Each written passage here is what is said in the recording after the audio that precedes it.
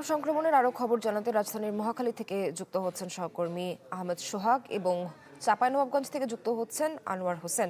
আমরা শুরুতে সোহাগের কাছে যেতে চাই। সোহাগ, জানতে চাই মহাখালীতে কোন হাসপাতালে আছেন এবং সেখানকার সর্বশেষ তথ্য কি আছে আপনার কাছে? নাবিলা, মহাখালী ডিএনসিসির যে স্পেশালিস্ট হসপিটালটি রয়েছে সেই হসপিটালে আমরা এখন আছি। এই হাসপাতালে ঢাকার যতগুলো হাম রোগী রয়েছে তার মধ্যে সবচেয়ে বেশি রোগী ভর্তি আছে। এখনো পর্যন্ত প্রায় 432 জন রোগী এখানে ভর্তি আছে।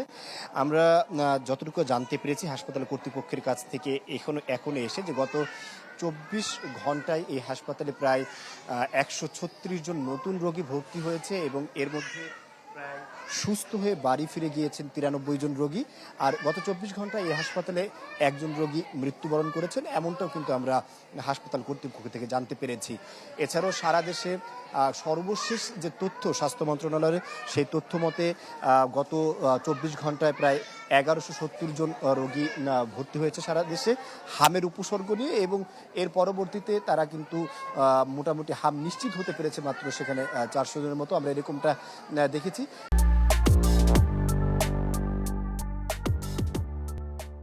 এই হাসপাতালে যারা চিকিৎসা নিতে এসেছেন গত 15ই মার্চ থেকে, অর্থাৎ হামের সংক্রমণের যেই ডেটটি ধরা হয়েছে সেই তারিখ থেকে শুরু করে এখনো পর্যন্ত প্রায় 3200 অধিক রোগী এই হাসপাতালে এসে ভর্তি হয়েছেন, যার মধ্যে প্রায় 2700 অধিক রোগী এখান থেকে সুস্থ হয়ে বাড়ি ফিরেছেন। সারা বাংলাদেশে যে রোগীর সংখ্যা ছিল, ভর্তিকৃত হামের রোগীর সংখ্যা ছিল প্রায় 26,000, যার মধ্যে প্রায় 22,000 রোগী কিন্তু সুস্থ হয়ে বাড়ি ফিরতে পেরেছেন। অর্থাৎ এমত অবস্থায় বলা যায় যে হামে সংক্রমক যতই বাড়ুক না কেন, সাধারণ মানুষ এবং ডক্টরের যে চেষ্টা, তাদের সতর্কতা, এর ভিত্তিতে কিন্তু হামের যে চিকিৎসা নিলে হাম থেকে আসলে নিরাপদে থেকে সুস্থ হওয়া সম্ভব। তাই ডাক্তাররা সতর্ক থাকার জন্যই বারবার অনুরোধ করছেন। নাবিলা। সোহাগ, আপনাকে অনেক অনেক ধন্যবাদ। আমরা এই পর্যায়ে ঢাকার বাইরে চাঁপাইনবাবগঞ্জের খবরাখবর জানবো। সহকর্মী আনোয়ার হোসেন যুক্ত আছেন। আনোয়ার, জানতে চাই হামের সংক্রমণ এবং প্রাদুর্ভাব কিরকম দেখছেন আপনি যে হাসপাতালে আছেন সেখানে, এবং কতজন রোগী ভর্তি হয়েছেন? হ্যাঁ নাবিলা, আপনাকে যদি বলি চাঁপাইনবাবগঞ্জে গত এক সপ্তাহ ধরে হামের প্রকোপ কিছুটা কমার আভাস মিলেছে। প্রতিদিন নতুন নতুন রোগী সংখ্যা ধীরে ধীরে কমছে, পাশাপাশি বাড়ছে সুস্থতার হারও। এতে করে সামগ্রিক পরিস্থিতির ধীরে ধীরে উন্নতির ইঙ্গিত দিচ্ছেন সংশ্লিষ্টরা। তো সবশেষ গত 24 ঘন্টায় নতুন করে আরো 18 জন রোগী চাঁপাইনবাবগঞ্জ জেলা হাসপাতাল সহ উপজেলা স্বাস্থ্য কমপ্লেক্সে ভর্তি হয়েছে। একই সময়ে ছাড়পত্র দেওয়া হয়েছে 9 জনকে এবং রাজশাহী মেডিকেল কলেজ হাসপাতালে রেফার করা হয়েছে 2 জনকে। তো বর্তমানে হাসপাতালে ভর্তি রয়েছে 61 জন রোগী, আর এ নিয়ে জেলায় মোট আক্রান্তের সংখ্যা দাঁড়িয়েছে 1173 জনে। একই সঙ্গে টিকাদান কার্যক্রম অত্যন্ত আশাব্যঞ্জক। এখন পর্যন্ত জেলায় 1,86,514 জনকে টিকা দেওয়া হয়েছে, যেখানে লক্ষ্যমাত্রা নির্ধারণ করা হয়েছে 2,01,897 জন। তো চিকিৎসকদের মতে শুরুতে অবহেলা ও দেরিতে হাসপাতালে আসার কারণে অনেক রোগীর অবস্থা গুরুতর হয়েছে।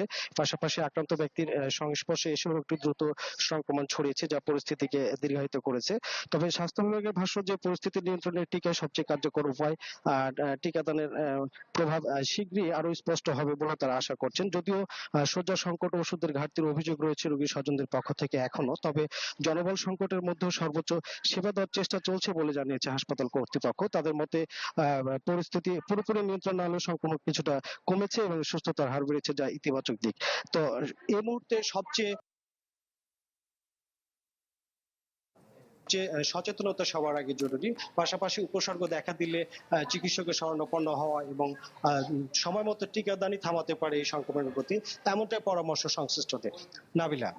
আনোয়ার হোসেন, আপনাকে অনেক অনেক ধন্যবাদ।